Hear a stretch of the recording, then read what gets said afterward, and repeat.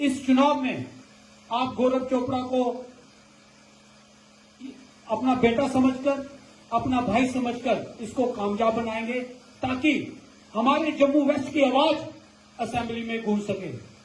तो दोस्तों, बात ऐसे है कि जिस तरह से जम्मू कश्मीर के हालात दिन ब दिन बद से बदतर होते गए, 2019 अगस्त 5 एक ऐसा काला दिन था हम सब के लिए, जिस दिन हमारे हकूकों को, हमारी नौकरियों को और हमारी जमीनों को छीन लिया गया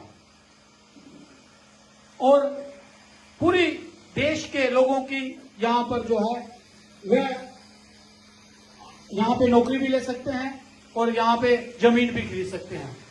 लेकिन जिस तरीके से भारतीय जनता पार्टी ने प्रचार किया था कि यहां पे खुशहाली हो जाएगी, लेकिन ऐसा कुछ देखने को नहीं मिला। बल्कि जम्मू में अगर हम व्यापारियों की बात करें तो उसके बाद उनका व्यापार कम हो गया। जिस तरीके से सेक्रेटरीट जम्मू में आता था और लोग जो है वो कश्मीर से जो है वो जम्मू आते थे और जम्मू के व्यापारियों का काम चलता था, एक वो बंद कर दिया गया। और दूसरा, हमारे जो युवा थे, जैसे कि एमबीबीएस की सीट्स थी, 950 सीट जो है वो जम्मू कश्मीर के, हमारे जम्मू के लोगों की जो बच्चे थे वो डॉक्टर बनते थे, लेकिन वो 950 की जगह इन्होंने 1000 कर दी और वो पूरे देश के लिए खोल दी। और अब हमारे बच्चे, जब से आतंकवाद है, हम दिल्ली से या चंडीगढ़ के बच्चों से कंप्लीट नहीं कर सकते हैं, उनके साथ कंपटीशन नहीं कर सकते हैं, जिसकी वजह से हमारे बच्चे रह जाते हैं। और नीट और यूजीसी के तहत जब कंपटीशन होता है तो उस बच्चे को पहले जम्मू के अंदर या कश्मीर के अंदर कंपटीशन करना पड़ता था, अब उसको पूरे देश के साथ कंपटीशन करना पड़ता है, जिसका सबसे बड़ा नुकसान हमारे आने वाले पीढ़ी को हुआ है। और जो हमें नौकरियां मिलनी थी वो आज बाहर के लोगों को मिल रही है, ये सबसे बड़ा नुकसान हुआ है।